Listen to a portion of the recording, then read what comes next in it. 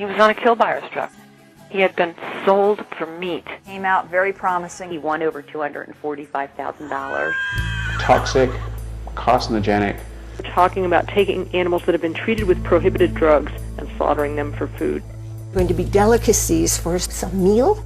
It could be very dangerous to consume this meat. That is a huge professional ethical issue. Yeah, people in France eating American horses that came off the track. People who starve their horses are getting paid, being allowed to sell these animals. I don't think anybody, a farmer, people in agriculture, horse owners, I don't think those people really realize how the cruelty is becoming so severe. It's horrendous. They're jumping all around and screaming. And good heavens, what kind of people are we? How do we do that? Why, if the USDA guys went in there, why didn't they shut them down? Bureau of Land Management has created its own crisis. They didn't want us to see what they did to the horses. I was lied to. I was threatened. It seems like our whole country is bound and determined to eradicate the horses. Our wild horses are disappearing. More roundups, the more reason to have the slaughterhouses back. It's like a modern-day Trail of Tears. They're being forced off of their land. What the government has done to Indian people, and for us to turn around and slaughter horses is like cutting out our own heart.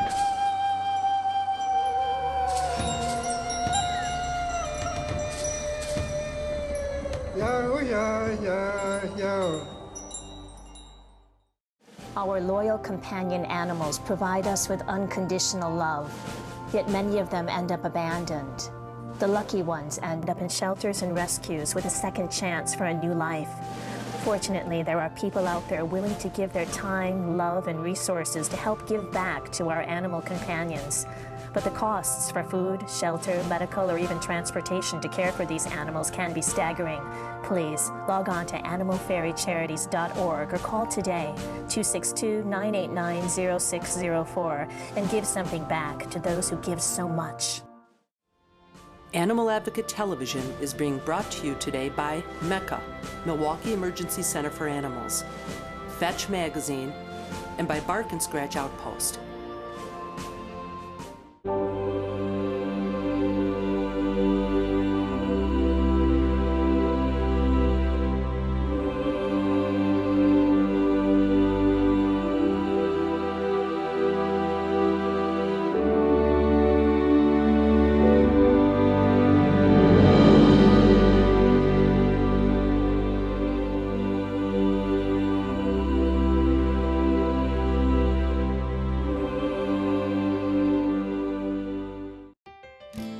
Are you looking for that special companion? Stop in at Secondhand Purrs, where we can match up your needs perfectly. We're a cat rescue dedicated to the rehoming of abandoned or unwanted cats.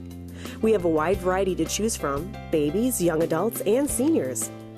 Come in and spend some time selecting your new family member, or visit our website at secondhandpurrs.org.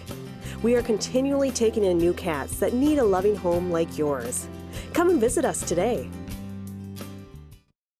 Don't forget the animals this holiday season. All proceeds from the sale of Animal Fairy Charities, pewter desk pieces, and holiday ornaments go to animals and animal shelters in need. So give yourself the gift of helping the animals this season and get a great ornament for yourself or to give to someone else who loves and cares for animals. Call or order online today at animalfairycharities.org.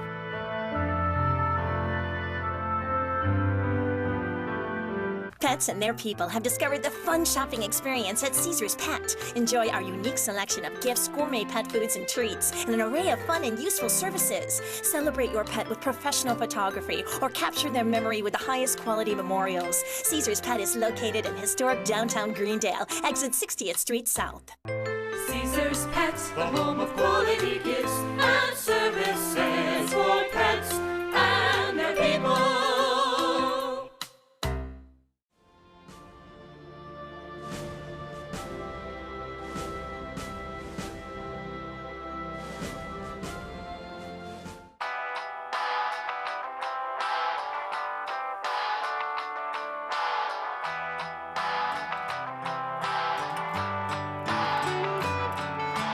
The Washington County Humane Society takes in an average of 3,400 animals per year. Today we're going to pay them a visit to see just how they do it. Well, welcome to the Washington County Humane Society. This room behind me was originally built as a nursery. But at the Humane Society, our kittens and puppies get adopted real fast, and many of our adult cats sit here for a while. So it is now a playroom, which has been a wonderful adoption tool for us. Lots of people come and are looking for a cat that will get along with their cat at home. We do have a terrible pet overpopulation problem. There are 15 dogs and 45 cats being born to every one person, and this is throughout the nation. So really the only way to alleviate that problem is to spay and neuter. We've developed a lot of programs. Every single animal here is already spayed and neutered before it leaves the shelter. We also have barn buddies where animals, cats that live in barns, like farm cats, they can bring in and get spayed and neutered. And we've also started a feral cat program where we spay and neuter, we trap, neuter, release. This is another one of our cat rooms. I'd also like to just say all these programs that we have developed, this trap, neuter, release program, the barn buddies, that takes a lot of money. We are really trying to do our part to cut down on the terrible pet overpopulation problem. And as I said earlier, the only way to do that is through spaying and neutering. However, it takes money to spay and neuter. So we are always looking for funds specifically for the trap, neuter, release program, specifically to spay and neuter the animals that we have here that find homes, or specifically for the Barn Buddies program. Many of the cats come in here with something called upper respiratory. It's like a cold, but just like people, they will be contagious before they actually have symptoms developing. We work constantly to keep the animals healthy. Every single Wednesday, every single animal in this entire shelter is taken out of the cage, and this room specifically is sprayed down from ceiling to floor. Not just the cages are cleaned, the walls are cleaned, everything is cleaned. And we do that once a week. We really work hard to keep the animals healthy. In addition to the dogs and the cats that everybody knows about at the Humane Society, we have over 3,000 animals that come through our doors yearly. That's a lot of kibbles and bits. And not all of them are, as I said, dogs and cats. We get a lot of rabbits, as you see here. We get ferrets, we get birds, rats, mice, guinea pigs, hamsters, chinchillas, pot-bellied pigs, fish. I mean, pretty much you name it, we have had it. Whatever has been a pet at one point will end up at the shelter. Snakes, alligators, I know, all kinds of things. And the biggest reason is people don't do their research.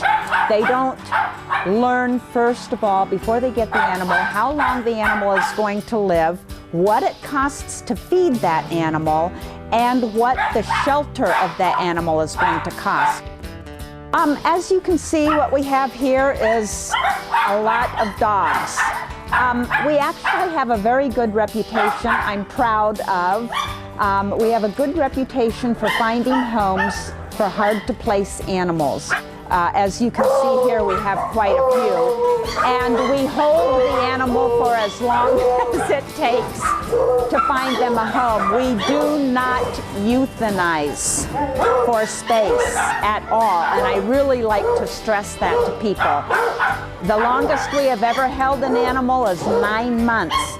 That's a long time. And that costs a lot of money. Electricity, heat, medication, food, everything to house an animal that long. But we will do it And we'll keep that animal for as long as it takes to find them a good home. Now, if they are stressing out from being in a cage for too long, we will put them in foster care. And I'm sorry it's so noisy here, but that's the way it is. We're from Bark and Scratch Outpost, and we're going to tell you about healthy dog food today. Well, it was about 5 years ago. I started thinking about adding to the family. But guess what? She's a dog that just can't eat man-made kibble. My groomer said, you know, why don't you go to a natural food store? So I headed out to Pewaukee, went to a natural food store. So I'm at home one night, and long story short, my husband goes, you know, why don't you open a pet food store? That little light bulb went off in my head. Why not? And we start to fill the store with different foods that are natural and healthy. This is my child, and she deserves, you know, good food, just like everyone does. There are so many customers who come in and they ask us, what's the one dog food that I can feed all of my dogs? Or what is the best dog food? Unfortunately, there's not an easy answer. There's not a one-size-fits-all dog or cat diet out there. What we recommend is rotation of 3 or 4 completely different brands throughout the year. The rule here is 3 months, 3 bags. Time to rotate. And once you find those 3 or 4 foods that your dog really likes, it decreases boredom and can help build a healthier immune system.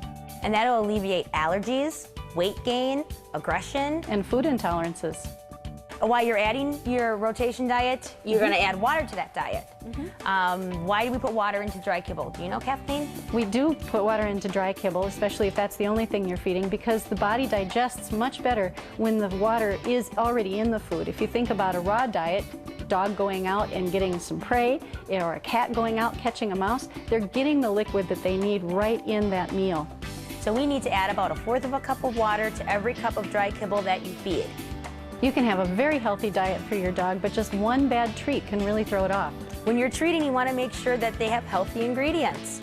Apples, blueberries, even tomatoes from your garden are healthy treats. But we do have a nice variety of treats, and some of them are really treating with a purpose. We have treats that include things like glucosamine or cherry juice for healthy joints. That's right, and you can save money when you combine a treat with a supplement. Now you've fed natural and saved.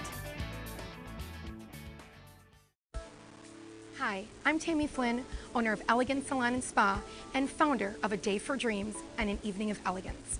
Today we are here for 2 very special reasons. First, for me to share with you a wonderful charitable event that will be taking place Saturday, April 9th, 2011, to benefit Children's Hospital of Wisconsin and the Make-A-Wish Foundation of Wisconsin. In addition, I would love to share with you another charitable organization which shares in my same mission of helping children to learn compassion. Animal Fairy Charities educates and engages young children in compassion through positive interaction with animals. And I too have engaged the community to come together with a mission of compassion, hope, and empathy, to realize if we all give a little, we can make great things happen.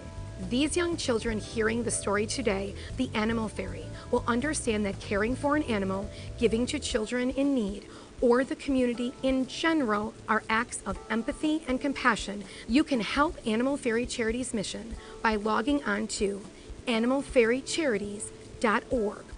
In regards to my charitable events, in addition this year to an Evening of Elegance, we have added on A Day for Dreams, an outstanding family event. Both events will take place on Saturday, April 9th, 2011. All of the proceeds are going directly to benefit Children's Hospital of Wisconsin and the Make-A-Wish Foundation of Wisconsin. To learn more about the events or to make a donation, please log on to elegancesalonandspa.com.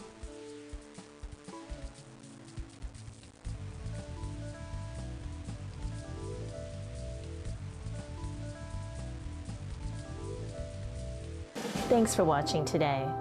Economic times are hard, and shelters are being inundated with pets that people feel they can no longer care for. In turn, shelters are struggling, not only with the overwhelming number of animals, but with the rising costs of food, shelter, and medical care required for their care. Now more than ever, these animals and shelters need your help. Call 262-989-0604 or visit animalfairycharities.org today. Today's show was brought to you by MECA, Milwaukee Emergency Center for Animals, Fetch Magazine, and by Bark and Scratch Outpost.